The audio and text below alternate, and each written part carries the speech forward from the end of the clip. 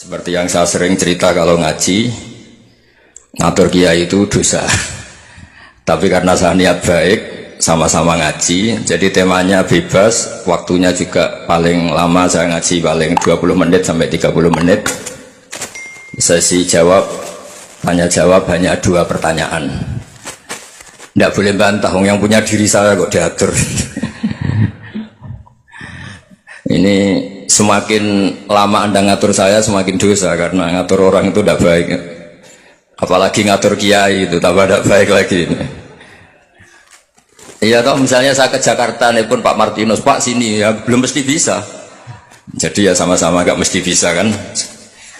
Tapi monggo lah kita cerita-cerita Islam, cerita-cerita beragama yang rileks. Kita semua tadi seperti yang dikatakan Kadensus pernah disewani Mas Sufyan Sauri, juga beliau pernah ngaji. Sebetulnya dalam banyak hal-hal yang keseharian itu lebih prinsip ketimbang ide kita tentang hal-hal besar. Saya beri contoh, Allah itu Tuhan yang maha kuasa, yang menguasai alam raya ini. Kadang-kadang menjelaskan dirinya itu hanya alladzi at'amahu min ju'. Saya ini Tuhan yang memberi makan kamu saat Anda lapar, saat kalian lapar. Jadi untuk beriman kepada Tuhan yang Maha Esa, kepada Allah, kamu yakin yang memberi makan kamu itu Tuhan.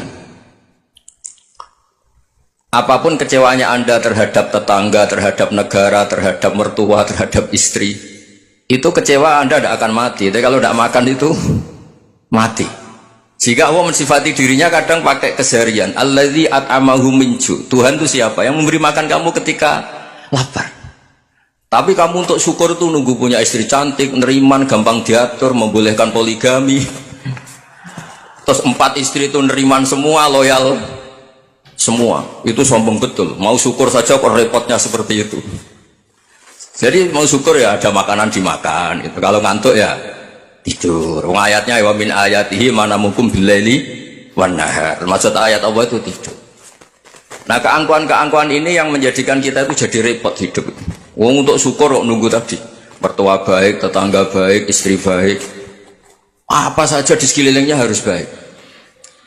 Nah, keinginan berlebihan ini menjadikan kita lupa ada hal-hal yang paling kita butuhkan, yaitu oksigen.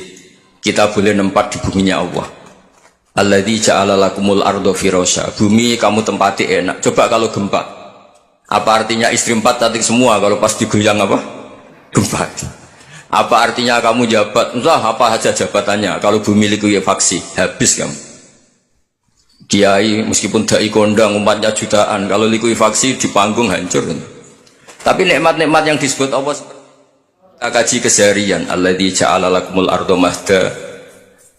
Allah itu yang menjadikan bumi dalulan, yang mudah diinjak. Famshu fi mana dia silahkan jalan-jalan. Jadi saya termasuk benar-benar kiai Jawa. Kalau kerennya kiai Nusantara atau kiai Indonesia lah. Diajari bapak saya Kiai Haji Nur Salim, diajari Mbah Maimun. Itu Islam itu keseharian. Karena ketika Anda memilih hal-hal yang serius, itu tujuan utamanya nyari ridhonya Allah. Dan ridhonya Allah bisa kamu dapatkan sesuatu yang pasti benar. Misalnya dalam sebuah hadis Sahih Muslim disebutkan, Inna wuha la yardo anil abdi idha akalal akla fayahmadahu alaiha aw yashraba syarba fayahmadahu alaiha. Itu redaksinya inna itu sesungguhnya, la yardo juga pakai lam taukid, juga maknanya sesungguhnya. Sungguh-sungguh Allah sangat ridho ketika seorang hamba itu makan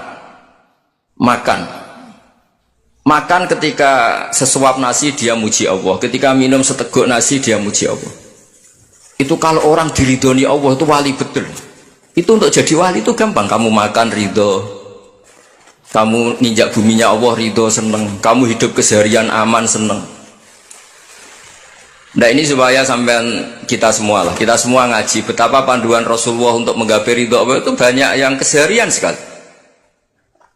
Saking kesehariannya banyak dalam hadis dan itu sahih. Nabi menyebut hal-hal yang keseharian. Hatta ma tas'alu fi fimra'atika. Kamu punya uang, kemudian istri kamu bisa makan, itu ibadah. Bahkan sebagian ibadah itu dicontohkan Nabi yang akhirnya diprotes sahabat. yaitu wafi buti ahadikum sodakoh, kamu menggauli istri kamu itu ya sodakoh. Sampai sahabat bilang yang benar ya Rasulullah, ayati ahaduna syahwatahu wa huwa lahu ajrun, masa urusan biologis, urusan syahwat kemudian dia dapat pahala. Nabi menjawab, alai salawadu'aha fi haramin akana alaihi wisrun, bagaimana kalau dia meletakkan ke yang tidak benar, itu kan dosa. Nah, hal-hal seperti ini yang saya ingin teman-teman semua lah, semua, saya juga agak ingin ngaji demi Anda juga agak ingin. Itu dosa sekali ngaji kok pesanan kelompok tertentu itu gak boleh. Islam itu untuk semua. Jadi ya cuma karena di depan saya jenengan ya seakan-akan jenengan korbannya. Itu ada ilmunya dalam usul fikih itu. Jadi orang itu harus ngaji usul fikih. Nama yang disebut, mungkin Mas Sufyan masih ingat zaman ngaji usul fikih. Nama yang disebut itu tidak jaminan sebagai prioritas perintah. Jadi misalnya gini, kebetulan yang di depan Nabi itu Abu Dzar. Nabi ya bilang, ya Abu Dzarin ini uhibbuka misalnya, atau ya Mu'ad ini muhibbuka, atau ya Abu Hurairah ini uhibbuka misalnya.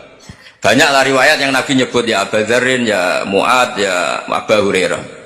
Kemudian misalnya Nabi meneruskan khitab, ini uhibbuka, saya mencintai kamu, fakul dubur sholatin, atau sebagian riwayat disebut fala tada'an dubura kulli sholatin, Allahumma inni ala dzikrika wa syukrika wa husni ibadatik. Saya mencintai kamu, siapa saja. Mu'ad bisa, Abu Dzar bisa sabar. Saya mencintai kamu, mohon kalau habis sholat kamu jangan lupa wiridan Allahumma a'inni ala dzikrika wa syukrika wa husni ibadatik. Ya Allah, tolong kami permudah supaya mudah ingat engkau. Anda tidak bisa mentang-mentang, wong nama saya Parmin, nama saya Purnomo, itu yang diperintahkan Mu'ad. Jadi yang disebut satu, tapi khitab itu untuk siapa saja. Saya teruskan ya. Jadi saya mohon semua kita melakukan kebaikan itu, kalau dalam kaidah fikih disebut al yakin la yuzalu bisyak. Banyak kebaikan yang kebenarannya itu 100%, tidak punya efek samping ke pihak lain, ke kelompok lain, ke komunitas lain. Yaitu tadi misalnya Anda makan dan itu murah sekali, hanya butuh satu piring, setiap punyaan kamu muji Allah, setiap minum kamu muji Allah. Itu redaksinya Rasulullah SAW disebut Allah sangat ridho ketika seorang hamba makan kemudian dia memuji Allah, atau minum kemudian dia muji Allah. Logikanya gampang. Negara seperti ini yang kamu harapkan bentuknya kayak apa, mertua, ipar, komunitas, tetangga, itu nyata terjadi itu kan belum pasti. Sementara yang mesti terjadi adalah kamu butuh makan, kalau tidak mati. Butuh minum, kalau tidak mati. Butuh bumi yang nyaman ditempati, kalau tidak kita juga mati. Sebab itu Allah kalau menyebut nikmatnya itu hal-hal yang keseharian. Alladzi at'amahum min ju'. Allah itu siapa? Allah itu yang menciptakan kamu bisa makan. Tidak berlebihan. Allah itu yang menciptakan kondisi sosial itu ideal. Zaman Nabi itu ya ada orang munafik. Orang-orang pilihan Allah itu juga diuji orang sekelilingnya yang macam-macam. Semua diuji sesuai konteks zaman dan waktu. Nah, tapi ada ibadah-ibadah yang selalu disarankan Nabi. Sampai Nabi itu pernah ditanya, ayul Islam ya khairun ya Rasulullah, Islam terbaik itu gimana? Jawabannya Nabi itu unik, it'amut ta'am. Islam terbaik itu ya makan-makan, jangan santai-santai. Ketika Allah menyebut beberapa kebaikan, falak tahamal aqobah wa ma adrokan Allah mal aqobah. Terusannya apa? Fakku rokobah. Terusannya apa? Au'it amun fiyaumin di masubaya. Atau acara makan-makan itu juga Islam. Kenapa? Ya bayangkan kalau tidak ada makanan kita mati kan. Kondisi sosial tidak ideal tuh Anda masih gak apa-apa. Tapi kalau Anda tidak makan, Anda tidak minum, kamu punya istri cerewet masih bisa hidup, punya mertua cerewet masih bisa hidup. Tapi kalau tidak makan bisa mati. Berarti penting mana istri sama makan? Penting mana? Makan. Semoga istri Anda dengar. Nanti kamu disuruh makan tapi pulang deh. Itu kalau dibahasakan makan masih memahami. Penting mana nasi satu piring dengan istri. Nggak ada nasi mati, nggak ada istri belum mati. Penting mana? Gak berani jawab kan? Nah, ternyata Anda ada garang kan di depan istri.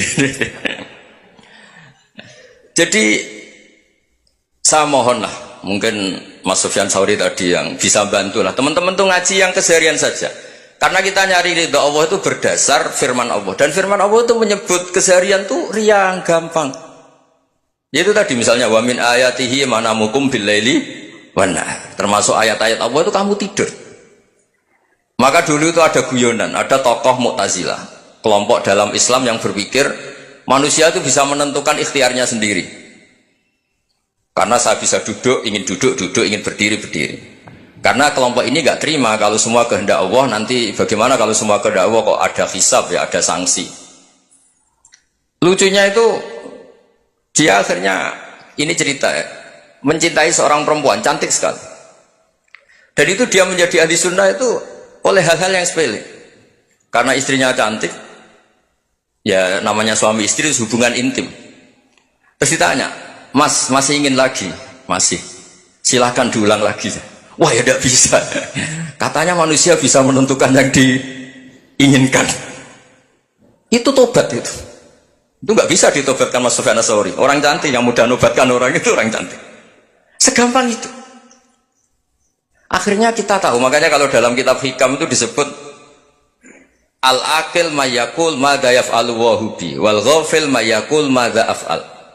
Orang yang punya akal karena sadar ini wilayah Allah, semua milik Tuhan, itu dia tiap hari berpikir besok Allah akan melakukan apa terhadap dunia ini. Kamu merencanakan suatu mau plesir ternyata gempa, mau wisata ke Rusia ternyata perang. Kamu tidak pernah tahu apa yang akan terjadi besok. Wa ma tadri nafsum madza taksibu ghadan. Tapi anda semua kita ini sering punya jadwal permanen. Makanya saya kalau diundang siapa saja, sanad takdir. Yang jelas Gus ini acara penting. Ya masih acara penting nak pangeran ngersakno piye? Kok apa dadi pangeran? Kamu kok mau jadi Tuhan? Itu kadang ya kiai. Penting Gus acara ini jenengan harus memastikan bisa.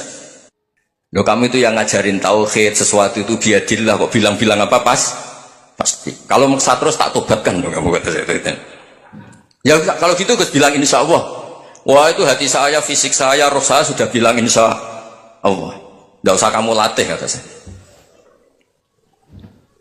Nah hal-hal tauhid keseharian itu gampang sebetulnya. Wal ghafil yaqulu madza af'al. Tapi orang yang lupa Allah dia setiap hari bilang besok apa? Kita bisa melakukan apa? Seakan-akan dia itu aktor, dia penting, dia subjek permanen, dia. Padahal kita ini hanya objek kehendak Allah Subhanahu wa taala. Karena kita yakin sesuatu yang terjadi di alam raya ini kita tidak bisa apa-apa. Makanya saya sering ngaji, sering bilang saya, ketika anda mensifati Allah, dia yang menghidupkan, sudah itu tanamkan, sehingga ketika kita mati santai saja. Kenapa santai? Allah punya cara menghidupkan kita. Zaman kita hidup juga gak tahu caranya ngelola jantung, ngelola paru-paru. Kamu juga gak tahu ngelola oksigen yang tidak beracun, tidak mengandung polusi. Tahu-tahu hidup. Gak ingin tua ya tahu-tahu tua, gak ingin mati tahu-tahu mati. Selama ini kita hidup juga gak tahu apa sebetulnya. Hanya gaya tok, punya jadwal, punya planning. Kalau kamu bisa menentukan pilihan anda, pasti anda istrinya cantik, 4 neriman semua, kona'ah semua. Nyatanya enggak kan? Ada 1 jelek, cerewet. Oh itu kan, nyatanya enggak bisa apa-apa anda kan? Dan kamu bawa mati lagi. Itu kan. Istri anda juga gitu, punya keinginan, punya suami yang ganteng, yang jabat, yang neriman, yang enggak poligami. Ya tidak kesampaian juga. Kalau kita ngitung tingkat kegagalan kita itu gagal terus. Ya kan? Nah, terus ingat Allah. Madza yaf'alu wa hubi. Orang yang punya akal selalu berpikir Allah itu menghendaki apa terhadap saya. Loh, sama-sama orang gitu. Ngelihat orang yang serius, itu kata anda itu pemikir berat, serius, senang punya tokoh yang merengut karena kamu anggap serius. Tapi sebagian orang anggap orang yang serius itu wong merengut, wong masam, wong muka kok ditekuk. Jadi sama itu hati ya muqallibal qulub tsabbit qalbi ala dini, karena kita nggak tahu cara berpikir kita tentang orang lain, tentang sekeliling kita. Misalnya kita orang baik yang jenis ngurmat fakir miskin, ada orang bangun masjid mewah itu janggal.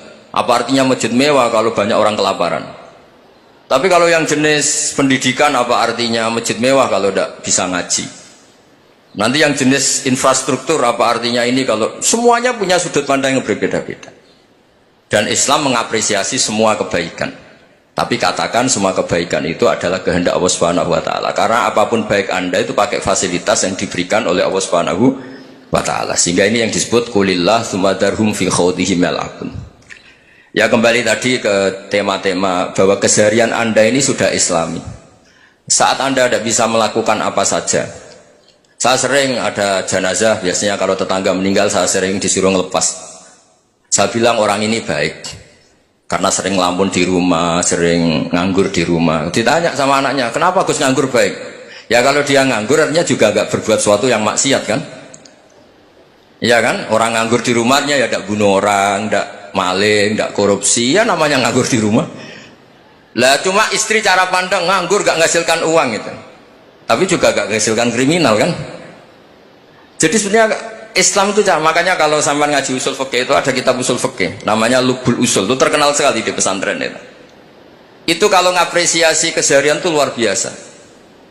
Izma min mubahin illa wa yatahaqququ bihi tarku haramimma. Karena keseharian yang mubah saat Anda lakukan itu ada kehebatan yang luar biasa, yaitu meninggalkan haram. Makanya dulu banyak orang-orang alim ketemu temannya itu guyon sampai semalaman. Itu biasanya yang semangat Islam, itu kiai kok tidak tahajud, kiai kok tidak witir. Orang yang sedang mapan uangnya banyak, malam itu tidak kelayaban itu sudah luar biasa. Melawan nafsu supaya tidak maksiat itu sudah luar biasa. Supaya lupa guyon sama temannya semalaman sampai subuh, gejolak-gejolokan ngenang zaman miskin, zaman kuliah gak jelas, zaman apa. Melihatnya jangan tarkut tahajud seperti ini, meninggalkan tahajud, tapi meninggalnya ini talkul muharramat. Jadi kayak apa hebatnya? Sehingga Imam Ghazali punya riwayat yang agak unik. Hatta takuna ibadatu akhiri hadil ummah iku an-naum. Sehingga suatu saat ibadah terbaik umat ini itu tidur. Itu kan riwayat kontroversi. Ketika Imam Ghazali ditanya, kenapa ya? Kenapa kamu mulai keluar dari rumah itu sudah banyak maksiat, melihat perempuan yang enggak mahram, melihat fenomena. Tapi kalau kamu tidur itu enggak melihat apa-apa. Tapi juga kamu jangan menganggap tidur itu ibadah betul. Saatnya melakukan fardhu ain malah masih tidur. Tapi itu sudut pandang yang menjadikan kita Islam itu gampang. Jadi saat Anda tidak bisa aktivitas apa-apa, misalnya ada beberapa orang yang lumpuh. Lumpuh itu memang nggak bisa Jumatan, nggak bisa ibadah, tapi dia juga nggak bisa maksiat. Tidur itu memang Anda saat itu tidak bisa tahajud, tidak bisa witir, tapi saat itu ada zina, ada maling, tidak gosipkan orang, tidak bully orang, tidak menanamkan kebencian, tidak hasud. Sehingga tidur menurut Allah Ta'ala wa min ayatihi manamukum billaili apa? Wan nahar. Karena di tidur itu selain ada unsur istirahat, jaga kestamina, juga ada unsur meninggalkan beberapa keburukan. Nah saya mohon ibadah yang keseharian ini kita jaga. Supaya kita semua baca ayat itu fase itu tertanam di hati. Allah itu siapa? Alladzi at'amahum min ju'i wa amanahum min khawf. Dan Allah kalau cerita di Quran itu anna sababnal ma'a sabba thumma syaqqaqnal ardha wa syaqqa fa ambatna fiha habba wa inaba wa qadba wa zaituna wa nakhla wa hada'iqa hulba. Kamu tahu saya ini siapa, kata Allah? Saya ini adalah Tuhan yang menurunkan air, kemudian ada tanaman banyak, habba wa inaba wa qadba, ada zaitun, ada tin, kalau orang Jawa mungkin ada tela, ada padi, ada mangga, ada pisang. Sudah. Wa inaba wa zaituna wa nakhla wa hada'iqa hulba, ada perkebunan yang lebat. Tujuannya apa? Mata Allahkum, silahkan kamu pakai, kamu nikmati. Tapi karena kadang kita ini punya ide-ide besar. Tadi untuk syukur saja nunggu punya istri riman, rumah baik, tetangga baik, komunitas baik, semuanya baik baru syukur. Lama-lama nanti ada di surga, syukurnya nunggu surga paling kelas A. Itu sudah ada yang menghuni Rasulullah, kamu nggak boleh di situ. Masa untuk syukur saja? Repotnya Masya Allah. Jadi mohon Al-Quran yang kalau Anda hafalkan juz amma itu kan ada ayat-ayat yang kayak tadi. Ya, fal yang dzuril insanu ila ta'ami. Coba lihat apa yang kamu makan ya, dari mana? Dan untuk mempertahankan hidup kamu keseharian. Jadi jangan kira ibadah itu harus membentuk komunitas yang versi Anda. Ibadah itu harus yang hal yang mulu-mulu. Kesehariannya Anda alami. Loh ini saya tidak bikin-bikin. Saya ngaji bukan karena berdasar pesanan. Itu ayat yang saya bacakan betul ada ayatnya kan. Fal yang dzuril insanu ila ta'ami anna sababnal ma'a sabba thumma syaqqaqnal arda syaqqa fa ambasna fiha habba wa inaba wa qadba wa zaituna wa nakhla wa hada'iqa ghulba. Terusannya apa? Mata'al lakum, silakan kamu nikmati. Mata itu silakan kamu nikmati. Ya kayak sampean dikasih hidangan ya makan. Ya sudah makan, habis makan ya minum, habis itu ngantuk ya tidur. Ya sudah normal-normal saja. Kayak apa indahnya Islam. Tapi Anda mencari Islam yang gimana lagi? Nah itu yang diajarkan guru-guru kita, diajarkan sanad kita sampai Wali Songo, sampai Rasulullah Shallallahu Alaihi Wasallam. Bahwa pada akhirnya ada jihad, ada perang. Itu dulu memang perang, bukan membunuh, beda. Dulu kita dijajah Belanda ya perang, dan itu normal karena kita dijajah. Jadi ketika orang lain ingin baik sama kita, wa in ahadum minal musyrikin astajaroka ya fa'jirhu hatta yasma'a kalam Allah. Kalau mereka ingin baik ya kita baik. Makanya ada istilah mustakman, mu'ahad. Kalau mereka ingin damai, berdampingan dengan kemajmukan, ya itu yang lebih baik. Karena memang Islam menghormati proses perdamaian. Wa in janahu nawal lisalmi ya fajnah lah. Kalau ingin damai, ya kita harus damai. Jadi, adegan dulu Belanda datang ke Indonesia kok minta besanan. Ya mungkin kita juga seneng karena memperbaiki hidung kan, kalau minta besanan. Gitu. Nah tapi wong jajah dulu itu kan masalah kan? Apa? Masalah kan? Jadi saya mohon jadi apa? Makanya saya tadi minta sama Bapak Kadensus kemarin juga pernah main ke saya. Jangan sering ketemu saya ini sudah uzlah, saya ini sudah mau daftar jadi resi. Saya itu kemarin di Muktamar juga agak datang, acara di Jogja juga sudah. Karena memang keluarga saya dulu itu mbah saya, bapaknya bapak saya itu nggak keluar rumah itu puluhan tahun, memang punya adat uzlah. Ya makanya ngaji saya ngaji aja yang gampang-gampang aja, yang nggak orderan, nggak pesenan ngaji aja dulu yang gampang. Saya ikhlas, yakin betul saya ikhlas. Ikhlas itu menurut saya itu roh. Orang nggak ikhlas menurut saya itu orang aneh. Ikhlas itu gampang, sudah saya bilang. Kalau kamu yakin ilmu itu milik Allah, ngasihkan juga ikhlas itu milik Allah. Apa sih yang kamu punyai sehingga kamu tidak ikhlas? Uang milik Allah, energi kita milik Allah, bumi milik Allah. Kemudian kamu merasa memiliki. Merasa memiliki itu kalau dalam ilmu tasawuf sudah kesalahan kan. Bagaimana Anda punya? Coba tahu-tahu tanah itu kok milik Anda. Karena saya beli, saya beli dari orang, dari Zaid. Padahal yang asli punya itu Allah. Apa benar kamu pernah beli sama Allah? Zaid ini pemilik nisbi, pemilik yang enggak sebenarnya kan? Ya enggak? Yang benar-benar pemilik itu Allah. Kok kamu ngerasa itu bumi kamu itu atas nama apa? Milik kan harus beli atau dikasih. Tidak semua kan? Nah, makanya itu famshu fi manakibiha. Dan Allah menyebutnya, sudah saya ini yang menciptakan bumi. Waladzi ja'ala lakumul arda dalulan. Dan Allah menyebutnya sederhana, famshu fi manakibiha. Silakan jalan-jalan. Terusannya apa? Wa kulu mirizki, silakan makan-makan. Jadi Islam itu ya makanya kiai-kiai itu ada acara makan, sampai ada guyonan fikuli makanin makan di setiap tempat ya makan. Nggih ngoten guys, pokoknya sing gampang-gampang mawon nggih. Wis nggih Mas Sufyan nggih sing gampang-gampang mawon nggih. Assalamualaikum warahmatullahi wabarakatuh.